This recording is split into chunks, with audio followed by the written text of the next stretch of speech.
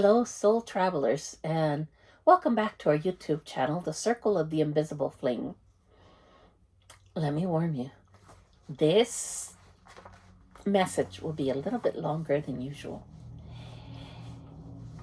Today we will talk about something that has been forming in my heart for a while. It's about presence, prayer, integrity, and what we truly value as human beings. This reflection did not come from theory. It came from real life. It came from watching how we say we care and then seeing how we actually act when care is required of us.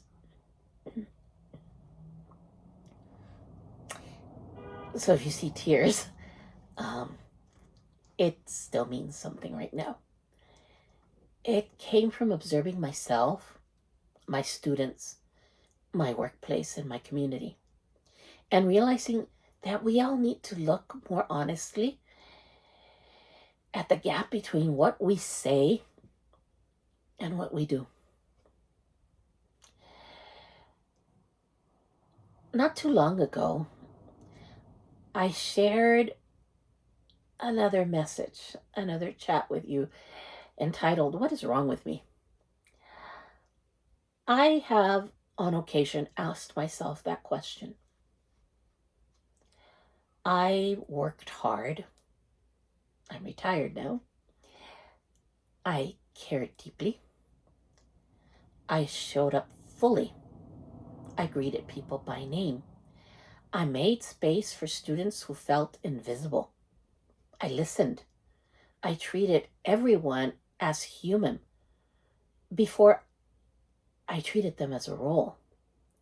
And still, in institutional places and spaces, I often felt overlooked, dismissed, or treated as expendable.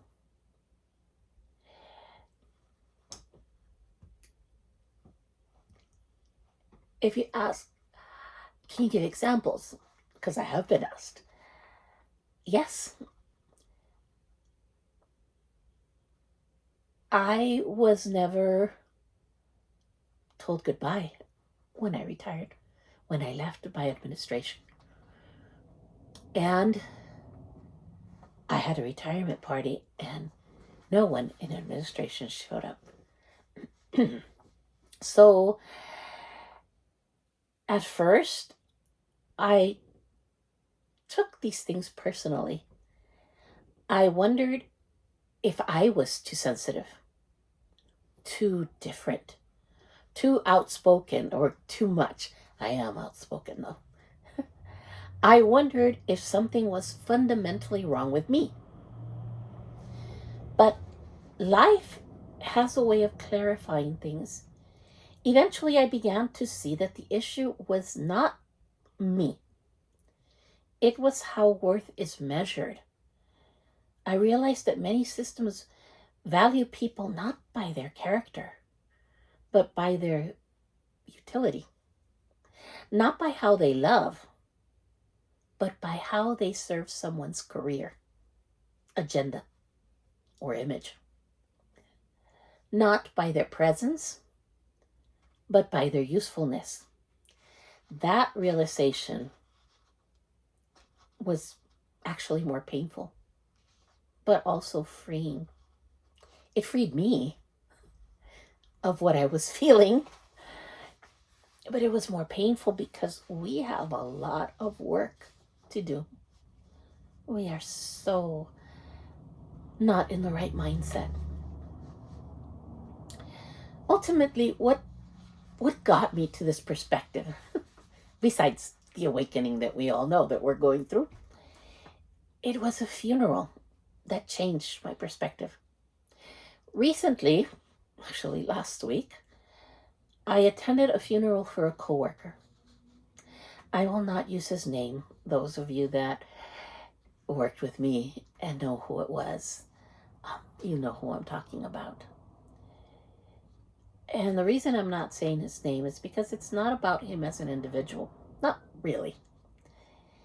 It is about what his life revealed to us all.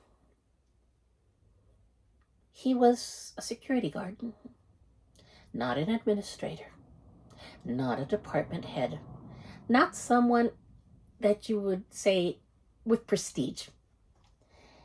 But he was someone who made people feel seen. And that actually has more value. He greeted every single student and every person that walked through the doors of our campus. He learned their names. He walked them to where they needed to go. He helped them carry their things. He joked with them. He made our campus feel like a community instead of a machine. At his funeral, the church was packed, and I was not surprised. It felt like a Sunday service. Even the pastor at the service mentioned that he had never attended a funeral that felt more like a Sunday service.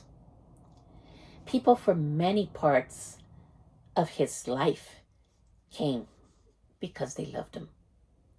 Not because they were obligated, but because he had touched their lives. He had touched them in a way that made them feel human, and they were grateful. Yet not a single administrator, teacher, or student from our campus attended. Not one. The office did not even close for 1 hour to acknowledge his passing. There was no public acknowledgement of his passing, and only one other coworker showed up. That struck me deeply. That was sad. Not because I expected grand gestures. I didn't get them either. Yeah. But because their absence revealed something about what we truly honor. This man had been the heart of the campus in many ways, yet institutionally, he was treated as replaceable. And yes, we all are replaceable. That's not the point. That told me something I could no longer ignore. The neglect I once felt was not personal, and it was not simply about ethnicity or culture. It was about this. People who quietly serve with love, who build belonging, dignity, and human connection, are often invisible to systems that care more about status than soul. They may not advance careers, but they nurture people. And that is infinitely more valuable. And that really gives us something to think about. Where are we? What I realized about grief and prayer. During the funeral, I found myself quietly disagreeing with parts of the ceremony. When the priest said, "Let us pray for his soul," my heart responded inwardly, "His soul is fine. Pray for those who remain, especially those who are not present here. Pray for his family, his friends, and all of us who have to learn how to live better, how to be grateful, and how to treat those who touch us in our lives." Not because, and I said this not because I know exactly what happens after death, but because I know this. The one who has died is at peace. The ones who need prayer are those of us still here, still struggling, still failing to live with integrity, still learning how to love well. That moment pushed me deeper into something I had already been reflecting on. What prayer actually is. I often get asked, what is prayer? How do you pray? Not how do you pray, but how do you pray? How do you meditate? And I never knew exactly how to answer this clearly because for me, my life itself is prayer. Prayer is not just kneeling in front of an image or in a synagogue, in a temple, in a church, in your home, in and repeating words that someone else wrote that oftentimes have no meaning for us. And I'm not trying to be mean or offensive to anybody here, so please don't take offense. To me, prayer is presence. Prayer is taking a deep breath before reacting,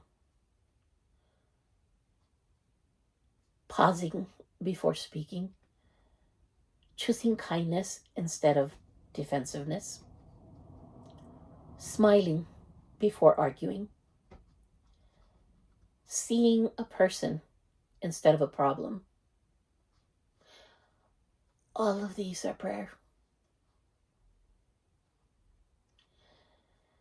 Prayer happens in the most ordinary moments of the day, while washing dishes, while greeting the mail carrier, while watching the children walk to school, or while you walk them to school, while caring for pets, while speaking gently to those we live with, visiting